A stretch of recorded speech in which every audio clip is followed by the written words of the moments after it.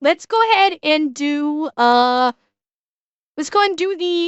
amazing special effects in classic films. Kato, Kato Metanas. I have a Kato. Unfortunately, I cannot have doggo in my apartment, so I have Kato. Alright, so let's take a look at some amazing special effects in classic films and see if we can figure out how they pulled them off. Shall we? This may not be 2 hours. It depends on how verbose I get, if I know the movie or if I know the special effect or what have you. No, I'm not allergic, Liam. It's just my apartment doesn't allow doggos. That's all. I'm not allowed to have a doggo. That's literally the only reason why I have no doggo. Alright, so let's check it out. If this is your first episode of Classic Effects, in this series we take a look at effects and techniques from classic films and give you a chance, along with Josh and Justin, to guess how it was done before we tell you. We have a lot of films to get to today, so let's jump right in. Like we always do, I got a bunch of clips for you there. You're going to watch the clip and try to tell me how they did the effect at the time that they did it with what they had available to them. Okie dokes. And then I hit spacebar. And then you hit spacebar. Kiss. Yes, exactly. Oh, King Kong! Oh! This is stop motion. So King Kong himself was stop motion. Okay. How did they do sure. King Kong? It has to... Okay. I'm thinking... Ooh.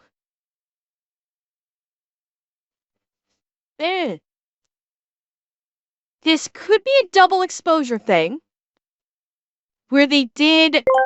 well, okay. That's not the only thing. Is expecting anywhere from 4 to 7 inches of snow. King Kong ain't got shit on me. The special effect in question is not the stop motion. We know that the animals, King Kong, the dinosaurs, we know this was stop motion. We know that. The question is, how did they do the stop motion with these actors also in it? Well, don't forget when this is made. I'm not so sure that this is back projected. Remember when this was made? It could be a double pass. I suspect that it may be like a so I'm thinking this may be forced perspective, where you've got this stuff here is very close to the camera and the actor is in the background. They may have done a first run with the actor, and then they did a double exposure with the actor gone, and then they did the stop motion with the claymation figures. And that's how they might have achieved it. So it's a combination of forced perspective, stop motion, and double exposure. That's what I'm thinking they may have done to achieve this. Some stop motion. Yeah. On a miniature? Double exposure? Question mark? Probably the most influential film from this time period is 1933's King Kong. It's one of those films that carved a clear path for special effects going forward, and many techniques used in Hollywood can be traced back to this film, like its use of rear projection. And the film used rear projection in 2 ways. First was having a... Who called rear projection? The Rook, you called stop motion with back projector? Who else said rear projection? Someone else, I think, said rear projection. I didn't think in the 1930s that they would have done rear projection. I did not think that they would have gone rear projection with this. Okay. Set built in front of a large screen that would play back a stop motion sequence of Kong or other creatures that was animated in advance, which allowed the actors to base their performance on something that now, you know what, with these two scenes, with this scene and this scene, yeah. If we'd seen these two scenes first, I would have immediately called rear projection. These two scenes, you can absolutely tell it's rear projection. The ones we saw earlier,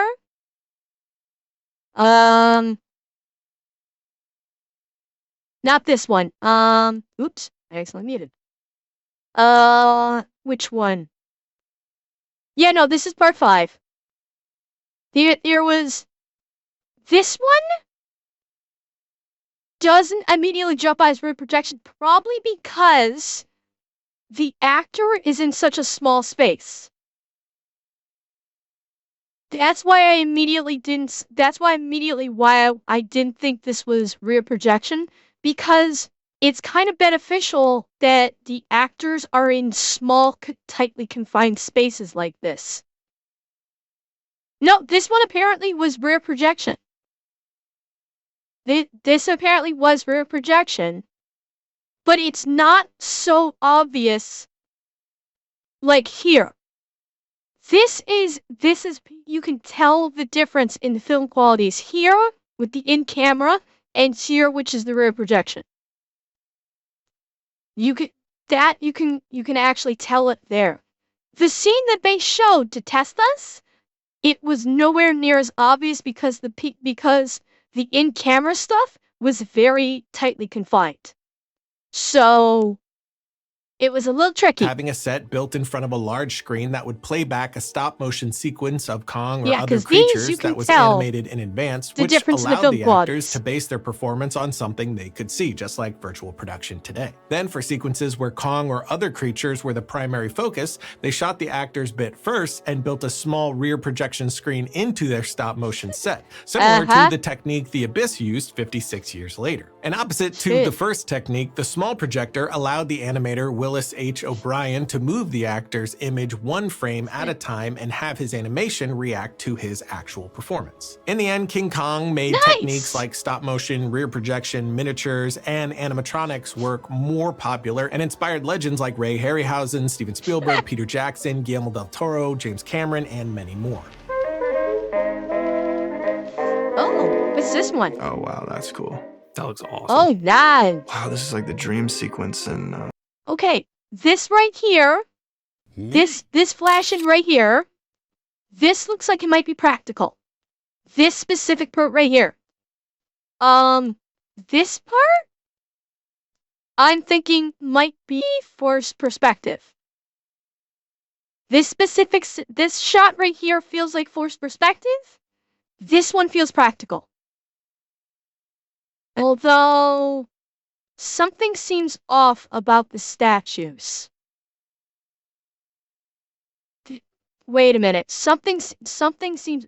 Okay, this is practical. The elevator and, of course, the actors are practical. Something seems off here. You think matte painting? It's possible. Let me see. Let me see this. Oh, wow, that's cool. That looks awesome. Wow, this is Wait a minute. Yeah. like the dream sequence in Big Lebowski. Whoa. It could be a matte painting. Matte painting. Yeah. Have some sort of... Oh. No, we're wrong. Yeah, and Cortaz Force perspective was my initial blush thought. That this is practical, and then this is forced perspective. That was my initial blush thought. Matte painting. Have some sort of big moving stairwell, but then they extend it, and then the statues seem like perspective. A Matter of Life and Death, originally known as Stairway to Heaven, is a 1946 British film that explored humanity from a post-World War point of view. One of the main special effects that the American title alludes to is a literal stairway to heaven. This effect was accomplished by using a combination of the real thing and miniatures. For shots that had the actors moving around, they created a full-size, 20-foot wide stairway with 106 steps, all connected to a motor so they could move the steps forward, back, or stop it. For the statues on each... Okay, for the time period, that's a big endeavor to make a practical staircase like this back during the 1940s. That was a major undertaking back then. It's like nowadays for a modern studio to make a set like this, no big deal. For the 1940s, that's big. That's expensive. for them to build a practical set like that. Either side hanging miniatures were used, suspended and put close to the camera so There we that go. at the right angle you get this final excellent effect. It's not an optical effect. There's the forced it's actually perspective. shot at the same time as the production is shooting the scene. It's just that the miniatures are close. Actually, Gore, I think if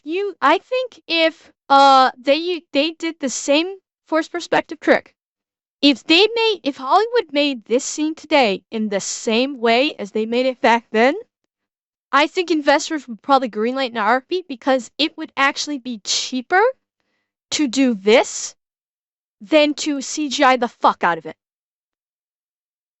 What we're seeing here, I mean, okay, if we're talking about like investors that have a hard-on for CGI, yes, you're right. They'll say no, CGI the fuck out of it. But if we're talking about from a monetary perspective, it would be cheaper for them to build that staircase, and then use forced perspective for the statues. That would be cheaper than CGIing it. And if we're talking about from a strictly monetary point of view, investors would greenlight the forced perspective trick before CGI. If the investors are like, we love CGI and we have our own CGI companies that we want on this, then yes, they'll do CGI. Closer to the camera lens, and you can see some stills which were taken on the To a set. degree, If you look Kaibo, at yeah, the they are top of starting the frame, to. you can see the statues are just hanging in the air. That's because from the right angle, they're lining up perfectly to sit on either side of the staircase. For the wider shots, they created a much smaller model, which allowed them to create a greater length to the staircase that was then composited. Nice. Wait. I want to see that A composite. greater length to the staircase that was then composited. Okay. So when you've got this collection of people, so this is a bunch of people, these are a bunch of actors that they composited into the shot for the model. Okay, cool. Ben-Hur. Yeah, Okay, I vaguely just looks remember like hearing they had about their own this. little Roman Kentucky Derby. That's got to be matte paintings. Did they have that set there from something else? I mean, that was the Okay, I once upon a time knew this. DM, once upon a time I knew this.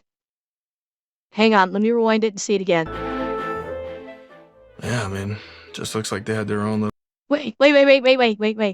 Shit. Hang on. Like, the horses are real. They did the chariots were all practical. All of the chariots and the chariot drivers and everything, that's all practical. The backgrounds might be matte paintings. This might be matte paintings. So the ground, the statue, obviously the horses, that's practical. The background might be a matte painting, I think. Even possibly a forced perspective. No, probably not a forced perspective shot. But this was probably. I don't think this was part of the set because you notice no one's moving up here. If we play us back, look at the balconies. Yeah, I mean, No one's moving. We're seeing no movement up here. So I'm thinking this might be. That's what I'm thinking. This might be matte painting that transitions into practical set. And of course, all the ground and statue is practical. yeah, I mean, just looks like they had their own little Roman Kentucky Derby. That's got to be matte paintings. Did they have that set there from something did. else? I mean, They that was the build time a period shit for ton of shooting stuff like sets. that. Dude, that's It's a model? crazy. Wait, I saw movement. Hang on. Dude, that's crazy. Shit. No. Back. I stopped it too far. Or too soon. Hang on. I want to look at these upper levels here. I'm seeing movement. Okay, look at the ripples. Look right here. You can see rippling right there near this column. That I think that's matte painting. Because you're seeing the ripples of the matte painting. Yep. Right there. Alright, so where my cursor is, I'm gonna let it play. Where my cursor is, watch for the ripples. That's got to be matte paintings. Did they have that set there from something else? I mean, that was the time See period it? for shooting stuff like that. Dude, that's crazy. I want to say a mixture of So I think with the crowd here, for shooting stuff like that. this crowd, I think maybe forced perspective. The ground level is, so this is practical.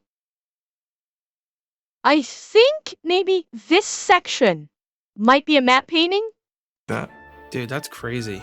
I want to say a Yeah, mixture of miniature and matte paintings, or just matte paintings. Unless it was a real Coliseum, but it feels like it was some miniature and matte painting. The 1925 epic Ben-Hur was a monumental moment for the silent era of film. With the film taking place in Italy and the Chariot race, which used up 200,000 feet of film, Ben-Hur is also the most expensive film produced during the silent era.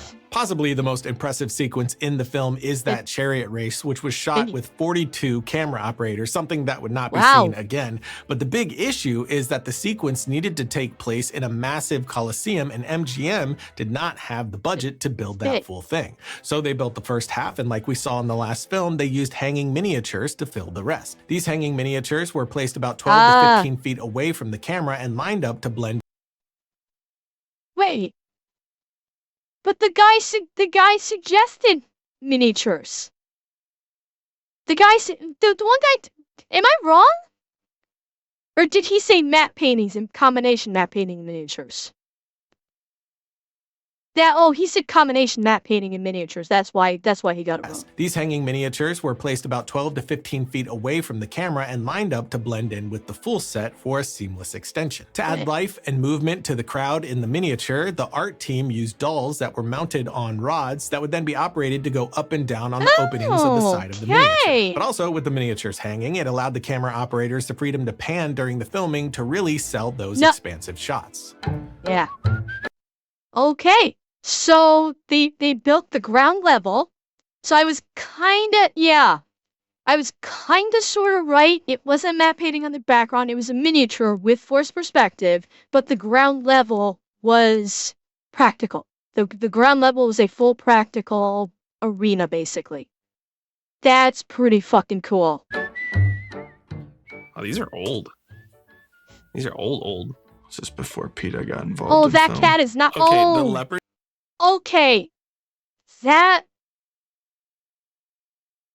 leopard is not happy. That is not a happy leopard. What?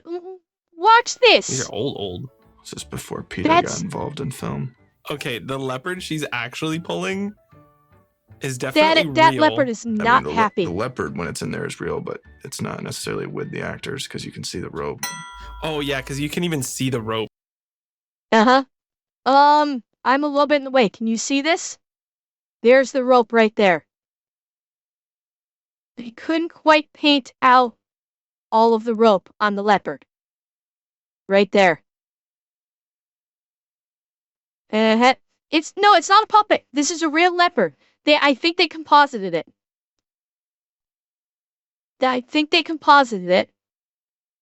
Because, look, the rope doesn't match how she's holding.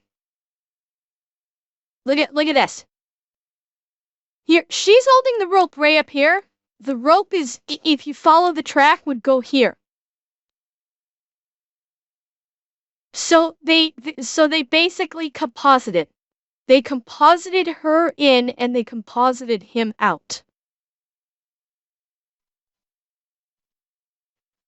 So yeah, look at how it slackens. So there you go. So yeah, in this scene, she's not present. The animal trainer is present. And they tried to painted him out. But the line does not quite match, because if she was actually tugging like this, the line would be going like this. And it's going down to her hips. Where PETA got involved in film. Okay, the leopard she's actually pulling is definitely real. And then, boom! You can see the line sort of appear when she comes in like this. Right down here, you can see the line appear where they did not properly paint it out.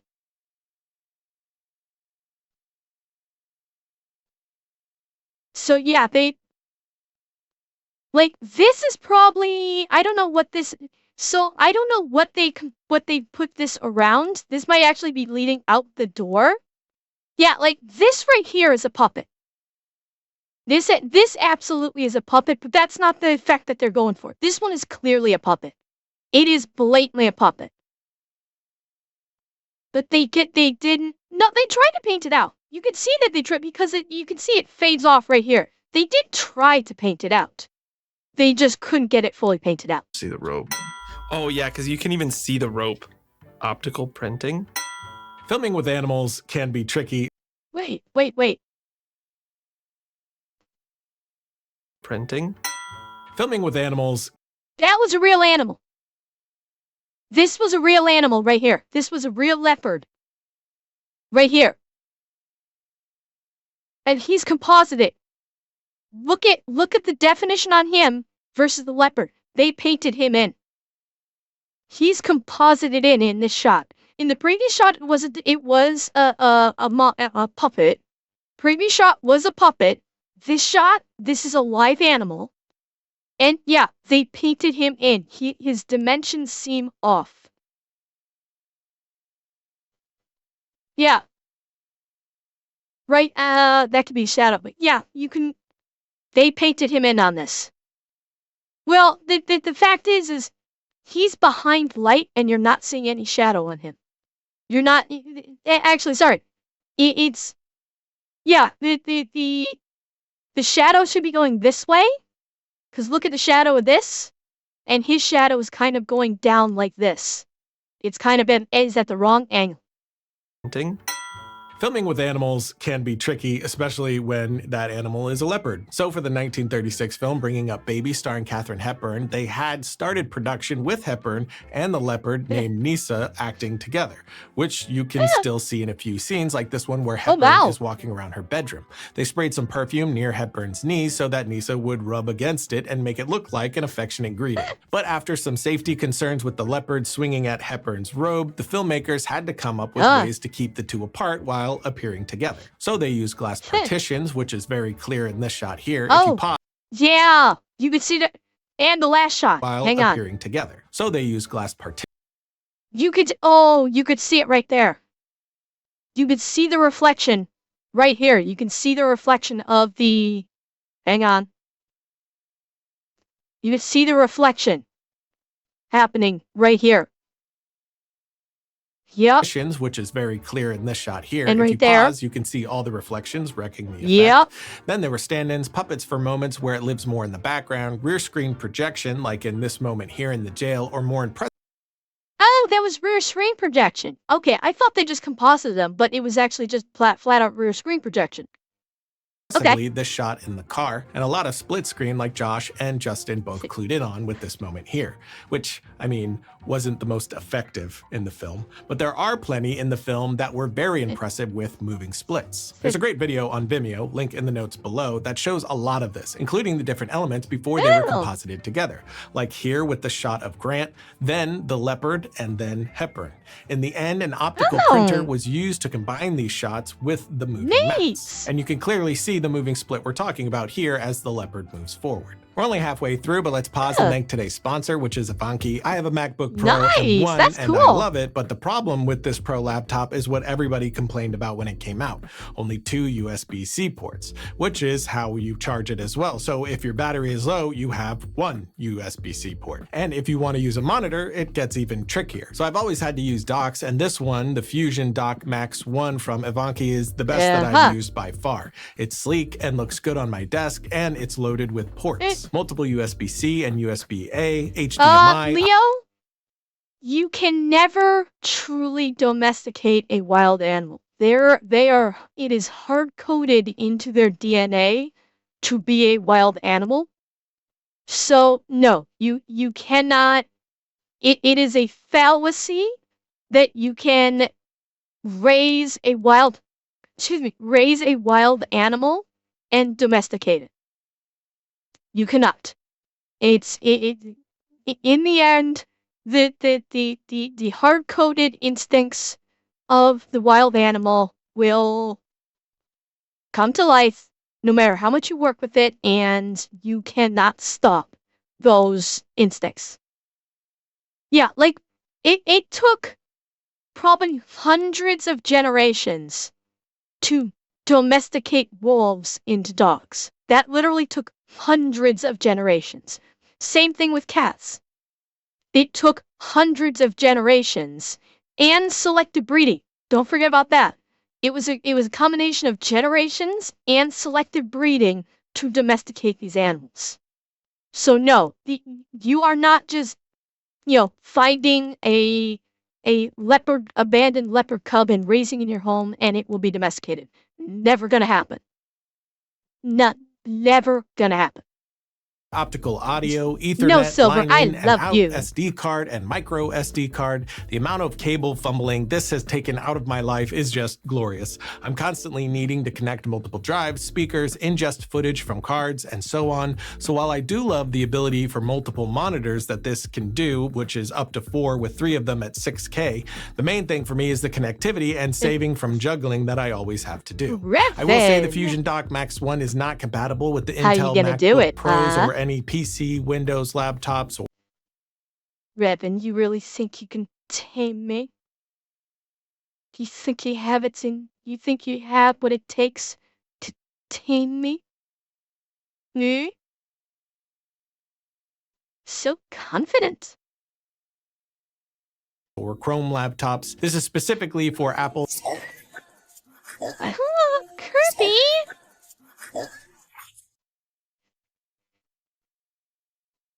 Kirby, well, I think you slipped a little tongue in there. My. Kirby's quite the kisser. Chat, take some lessons from Kirby. I think he knows what he's doing. Silicone MacBook users like me. And like I said, it supports quad displays, making it the first and only docking station to champion a quad display MacBook setup. And you have dual Thunderbolt 4 chips to provide enhanced performance and versatility for various tasks, making operations faster and more powerful. So if you're needing something like this, check out the link in the notes below. Oh, I doubt it, Mouse. Okay, Dragon, there's a difference between taming me and turning me on. Okay? There's some real elements to the ship, but I'm pretty sure this was all green screen, right? And then they just, didn't he build a miniature? The poor guy's stomach is growling right now. And I think he's right. I think this is miniature. I think he's absolutely right. Spielberg did use green screen or blue screen back then. For this. So he did a miniature with this and used green screen, and I believe this is all miniature. He's pissed. So cool, dude. Definitely miniatures. Didn't he build a miniature version of this saucer? One of the biggest challenges Spielberg ran into toward the end of Close Encounters production was how the mothership was going to look. He initially had the idea to have the ship be more of a black wedge, since he found the thought of a black mass moving through the night sky to be terrifying. However, when it came down to the actual creation of the ship, he said this. Every day on the way back from location at night, I would pass this huge oil refinery with like 10,000 50-watt bulbs everywhere and tubes and pipes, and it was just so complicated and so industrial that I thought, rather than romancing the mothership with a piece of mystery blotting out the stars, why not let the Okay, we're off topic, but I will answer Grey Matter. Grey Matter, shibari is a type of rope bondage. It is an intricate weaving of ropes in various ways, like in a web pattern, and it's basically artistic bondage. That is what shibari is. mothership be this huge, city in the sky. So his team created a new design using model train parts along with other miscellaneous kits. And toward the end of the process, to fill out the ship more and make it feel more full, they started adding random things like little mailboxes, a submarine, Volkswagen bus, and even an R2-D2. And that fact is the entire reason I wanted to show this moment. For one of the greatest films ever made that was not...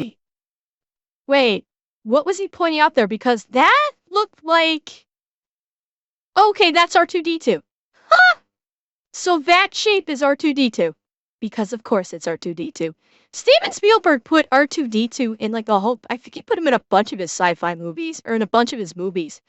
See, he was good about that, doing like little Easter eggs by adding in stuff from Star Wars into his other movies. It's kind of cool. Moment for one of the greatest films ever made that was nominated And for 9 I thought so Academy too, Zip Awards. Ties. They used model I train thought so parts too. and miscellaneous stuff to make the ship for the climactic moment of the film, and I truly love that. Oh, here we I love that we go. got some Indiana Jones up in here. Indiana Jones, man. If he could only unbutton that shirt a little bit lower, I would like this a whole lot more. This is matte painting. 100%. Like, the interesting thing is that the bridge itself in the movie is kind of a forced perspective trick. Like, canonically, the bridge is basically a forced perspective. But the effect is they used a, I think this was a matte painting. Hang on. Unbutton that shirt a little bit lower. I'm pretty sure this was a matte, I'm not sure if, I think this was a matte painting also. And, like, the bridge itself was just really bang on forced perspective. I would like this a whole lot more. He is wobbling all over the place. I would say green screen. Yeah. And yeah, I caught that too as he was saying that. Watch his feet. Watch Harrison Ford's feet here when they do the pan. That's green screen. Watch his feet. He is wobbling all over the place. Yeah. I would say green screen. That's green. That is green screen. That is absolute signs of green screen usage right there. Probably, because of how much he's moving around. That the rock formation feels like a miniature. With him standing on it just seems like green screen. For our second Spielberg film on the list, this effect from The Last Crusade when Indy has to take a literal leap of faith is one of those shots that has always stuck with me, and was done with miniatures, matte paintings, and blue screen compositing. The first shot of Indy looking down at the bottomless pit was done using a matte painting and a miniature. The matte painting was acting as the background, and the miniature boot was a 1/3 scale of Harrison Ford's boot. With some light puppeteering, you would never guess that this wasn't actually Harrison Ford's foot. To film the rest of these invisible bridge shots, a 9-foot tall and 13-foot wide model of the bridge was created by Paul Houston and carefully placed in front of the camera so that it matched with the blue screen footage of Harrison Ford walking down the bridge. Using the classic technique of forced perspective, the filmmakers painted the bridge so that it would blend in and look invisible from the starting camera position. The camera move that reveals the bridge was crucial to selling the effect, so the move was figured out by the team at Industrial Light and Magic months prior so that the miniature art. Yeah, and you know what? That camera move was perfect. It sold it. When he stopped, you had no idea what was happening until you saw the camera move. Until you saw this camera move. You had no idea. That was like they dialed that in fucking perfect. Was crucial to selling the effect, so the move was figured out by the team at Industrial Light and Magic months prior so that the miniature artist had something to work off of. And because Harrison Ford was filmed on a blue screen, his shadow was lost and needed to be added back in using a stop motion puppet. They animated the puppet to mimic Ford's movements, then split screened the puppet out of the shot and kept his shadow, then added that to the final composite. Combine all these assets together and you have a vertigo-inducing sequence. Oh, Demolition Man. Wow, I guess Sylvester Stallone wearing a beret in the... Okay, so the lightning is obviously composited, or it's, you know, CGI. Beret in the Expendables was a throwback. I think this was green screen. This entire background here, I think, was green screen. Look at the definition around Stallone. There's you can see that wonkiness around like the feathering on the edges here. I think this is green screened. I think they did the practical effect. The lightning is obviously painted. I think they did the sparks and practical effects. I think they may have done that. And then Harrison Ford, Stallone was on a green screen with the practical effects projected, behind him, and obviously the lightning CGI'd it. Throwback. I've never seen this. The sparks are practical special effects, and then the blue bolts are CG. That just seems like practical to me. This is a funny one So, because the all effect I practical? love here isn't really seen in the movie. It's something that has stuck See, that right there. Look at the perspective on Stallone. Look at Stallone when he does seen that in the jump. movie. It's something that has That looks like green screen. When he does this jump, it looks like green screen with the feathering around the edges of him. I would have sworn that, while it could be the focus of camera, maybe. Like, obviously the background was done practically and filmed, yes. But they green screened him into that later. stuck in my head since I saw it on the original Movie Magic episode in the 90s. Oh, wow. Which you can Hey, see the end practical. result of in the wide shot here. This moment here, where Stallone is jumping out of the way of the laser, had an in-camera effect of the laser burning through the bars behind him. To create that illusion, the pyrotechnics team pre-cut the bars and added some flash Nice. paper in the gaps, which, for those who don't know, Oh, cool. flash paper is a highly flammable piece of paper that ignites quickly and leaves very little residue.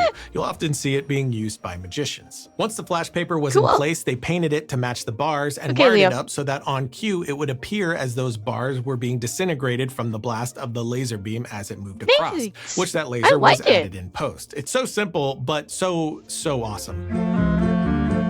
True lies. 90s Here we Arnold go, Schwarzenegger baby. is Ember, you unrivaled. have been fined Arnold 1/2 always credit find- for bad language. Just 1/2 credit? Damn, I'm slowing down. I'm gonna have to crank things up, okay?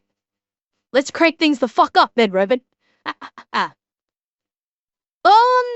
Cortana's, I'm guessing with that right there, it may have only taken one take. It was just Stallone running in front of the bars and then just diving. I'd say they probably got that in one take. It wasn't overly complicated.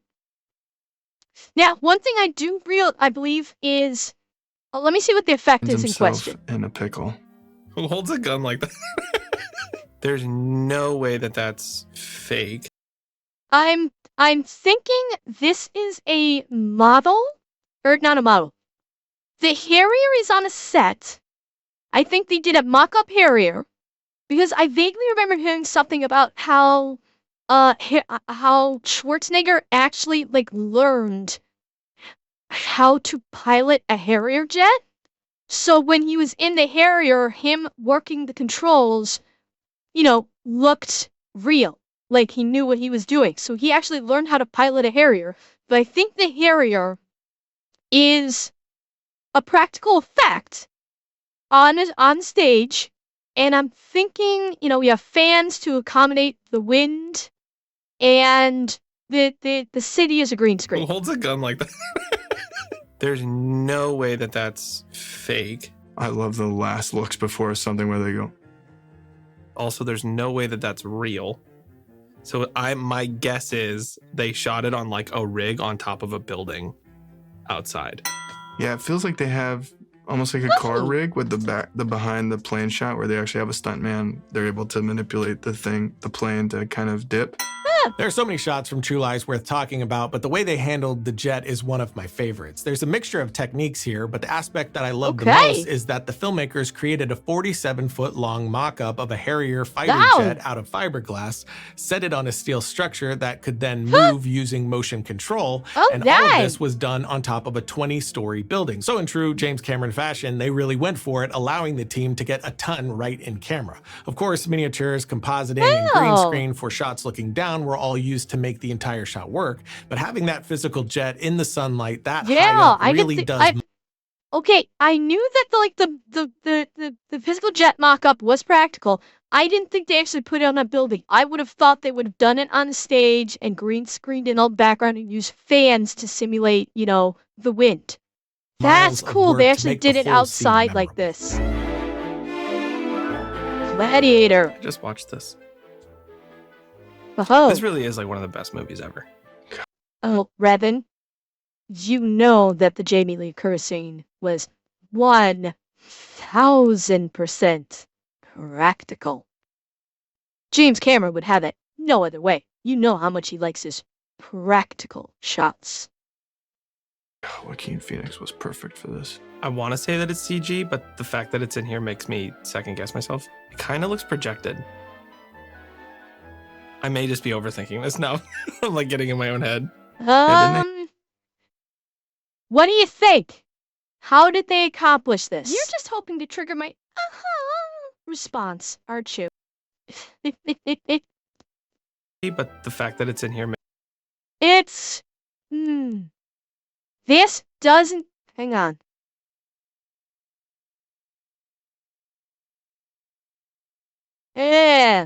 Yeah, that's what I'm thinking.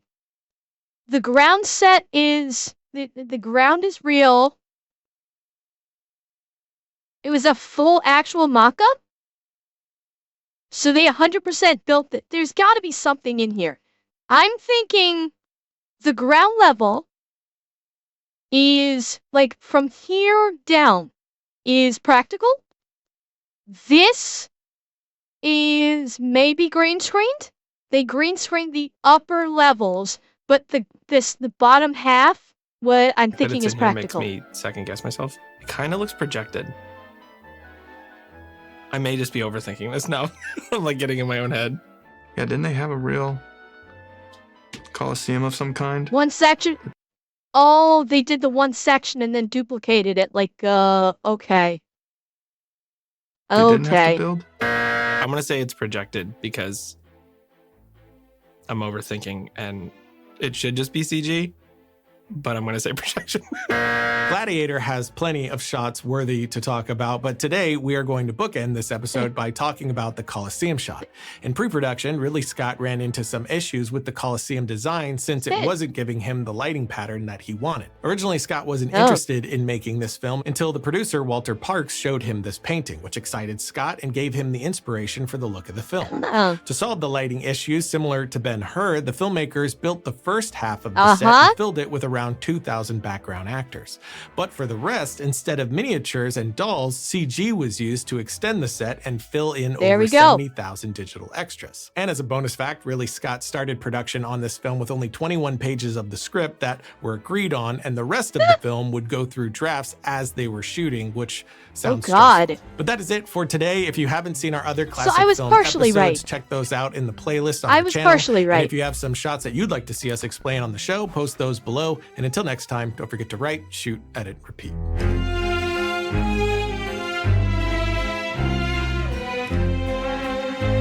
Yeah, I'll take a 5 out of 9. Not entertained. Seen in the background, there is a crew member with jeans in shot.